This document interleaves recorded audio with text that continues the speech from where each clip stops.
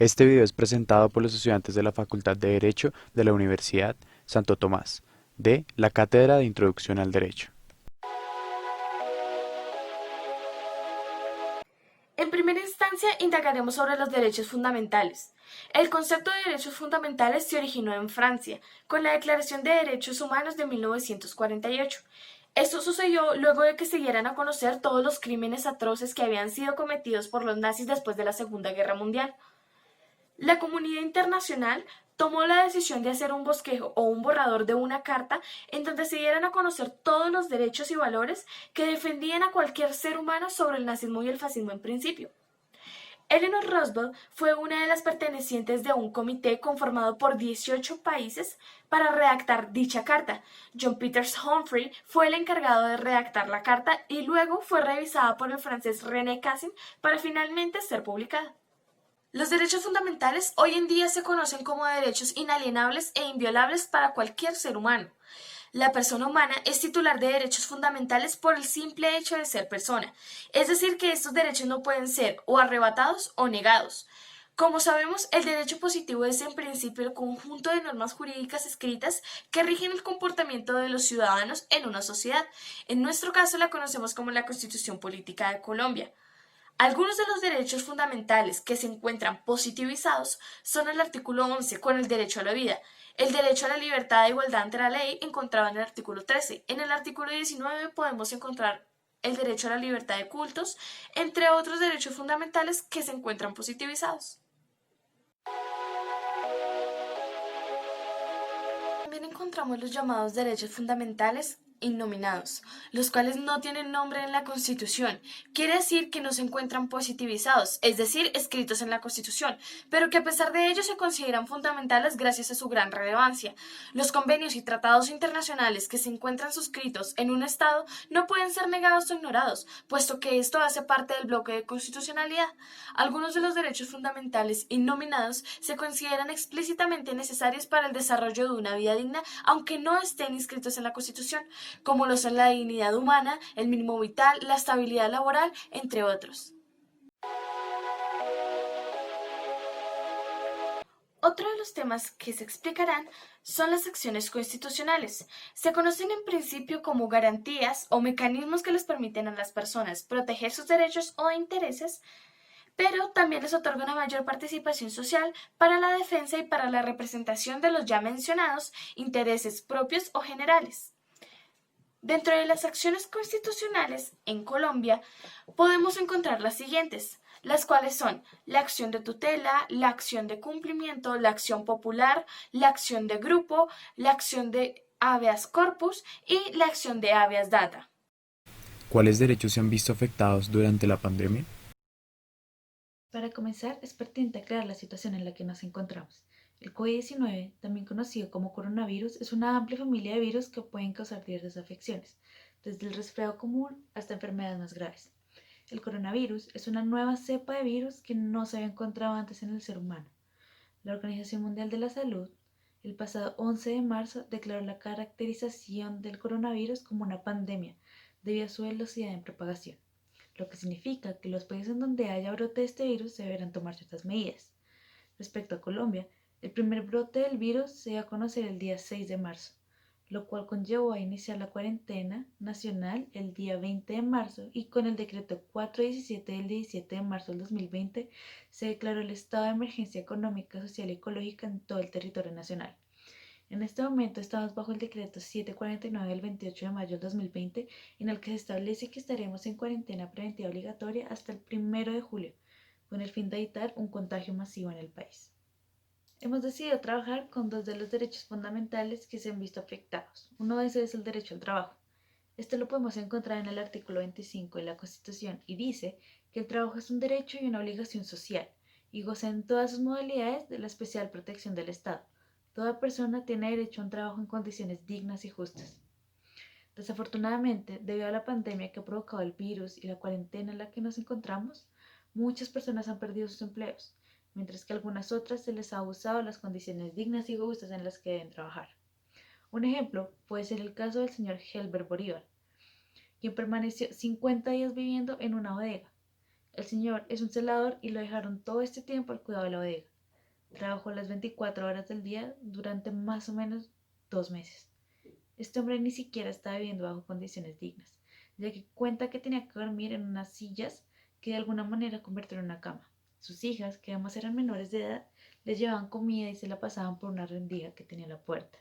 Y para colmo, el señor Helbert cuenta que le debían unos 2 meses de salario. Y esto no es el único caso, ya que varias personas han manifestado vivir una situación similar, lo cual evidencia la vulneración por la que las personas están pasando en esta cuarentena, ya que no están trabajando en condiciones dignas y justas. Anexando a lo que dijo mi compañera, uno de los derechos que más se ha visto afectado es el derecho a la salud. La Corte Constitucional en la sentencia T-277 de 2003 nos indica que los derechos fundamentales son todos aquellos que tienen una relación con la realización de la dignidad humana. Es por esto por lo que el derecho a la salud es un derecho fundamental. Ahora bien, una de las afectaciones a este derecho es la incapacidad que tiene el Estado colombiano de repartir los medicamentos a las personas que dependen de estos. El Estado no ha tomado medidas para la correcta dispensación de los medicamentos, solo permite que un familiar los reclame en su respectiva EPS. Esto aumenta el riesgo de contagio y afecta a las personas con enfermedades crónicas, una de las poblaciones más vulnerables al virus. Según el artículo 214, el Estado tiene la capacidad de suspender parcial o totalmente algunos derechos durante el transcurso del estado de emergencia, a excepción de los derechos humanos. Empero, el derecho a la salud, según la ONU, está ligado a algunos derechos humanos, como es la vida y la dignidad humana. Es por esto por lo que el Estado colombiano no puede suspender de forma parcial o total este derecho. El Estado colombiano debe crear mecanismos y estrategias para la correcta distribución de los medicamentos, ya que estos son fundamentales para la vida de las personas con enfermedades crónicas y adultos mayores, y así respetarían de una manera correcta el derecho a la salud.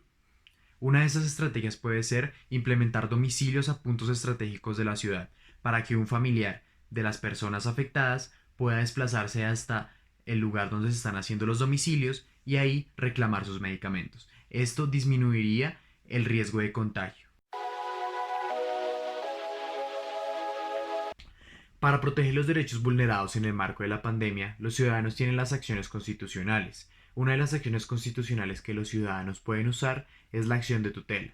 Esta acción es el mecanismo que toda persona tiene para la protección de sus derechos fundamentales, que resulten afectados por la acción u omisión de una autoridad pública o de un particular. Si la acción u omisión de esta autoridad representa riesgo de un perjuicio irremediable, el ciudadano tiene la capacidad de solicitar la tutela de forma verbal. Otro mecanismo que puede ser usado para la protección durante la pandemia es la acción de cumplimiento. Por ejemplo, si el gobierno profiere medidas para el envío de medicamentos a los pacientes por medio de un decreto y la autoridad encargada de enviar esos medicamentos no cumple, los ciudadanos tienen la capacidad de presentar la acción de cumplimiento para lograr que esa norma con fuerza de ley se cumpla, para así evitar la afectación de los derechos. ¿Cómo podemos proteger los derechos fundamentales desde las escuelas filosóficas? El derecho natural, o mejor conocido como el naturalismo, es una corriente filosófica del derecho que considera que las normas son propias de la naturaleza del ser humano, simplemente por el hecho de serlo. Se dice en el naturalismo que los derechos humanos no vienen de la ley positiva, sino de la parte natural del ser humano. En el naturalismo se identifica la justicia como principio derivado de la naturaleza. Así, cualquier ser racional es capaz de distinguir lo bueno de lo malo y lo justo de lo injusto. Aquí entonces se entendería que ningún ser racional cometería alguna injusticia a alguna otra persona y no se le vulnerarían sus derechos fundamentales. El naturalismo es asumido como el único orden regulador de validez universal al que los hombres guiados por la razón pueden aspirar.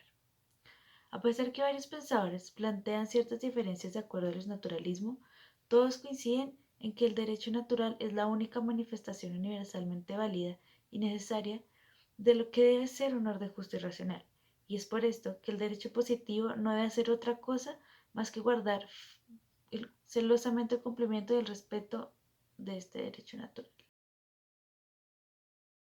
El positivismo jurídico es una corriente filosófica la cual desea convertir al derecho en una ciencia exacta, puesto que solo acepta como estudio el derecho real y excluye de la ciencia cualquier tipo de dimensión valorativa. Para el positivismo jurídico debe existir una separación radical entre el derecho y la moral. Esta doctrina nos informa cómo debemos entender y aplicar las normas jurídicas. El positivismo jurídico considera el derecho como un conjunto de normas formalmente válidas, evitando su interpretación axiológica. Eso se puede ver por el medio legislativo cuando se firma un contrato o un tratado internacional, por ejemplo, aunque debemos tener en cuenta que para el positivismo jurídico, siempre que el derecho haya cumplido con las formalidades requeridas, ya se considera derecho. Antes de ello, no es así. El positivismo moderno nos indica que, en un ordenamiento jurídico, lo más importante es el derecho positivo, pero también es necesaria la moral, los principios y la justicia para velar por una correcta solución de los conflictos. No solo debemos aplicar el derecho positivo para lograr una correcta resolución de los conflictos, debemos aplicar principios y valores para llegar a satisfacer las pretensiones de dicho conflicto. Podemos identificar esta corriente en la aplicación de la acción de tutela. En un principio, la Constitución Política en su artículo 86 nos indica que la tutela solo debe ser usada cuando se agoten todos los medios de defensa posibles. Empero, en la realidad esto no se cumple. La acción de tutela se ha convertido en el mecanismo predilecto de los colombianos. Es por lo anterior que los ciudadanos, en el marco de esta pandemia, tienen la capacidad de solicitar la acción de tutela ante un derecho vulnerado, aunque no hayan agotado el resto de mecanismos de defensa. Para concluir, podemos decir que la cuarentena decretada por el gobierno ha ocasionado que muchas personas se vean afectadas en su derecho fundamental a la salud y en su derecho fundamental al trabajo. El gobierno debe crear mecanismos y estrategias para la correcta protección de estos derechos. Además de lo anterior, las acciones constitucionales que los ciudadanos soliciten para proteger los derechos afectados en el marco de esta cuarentena deben ser resueltas en el tiempo previsto por la misma ley.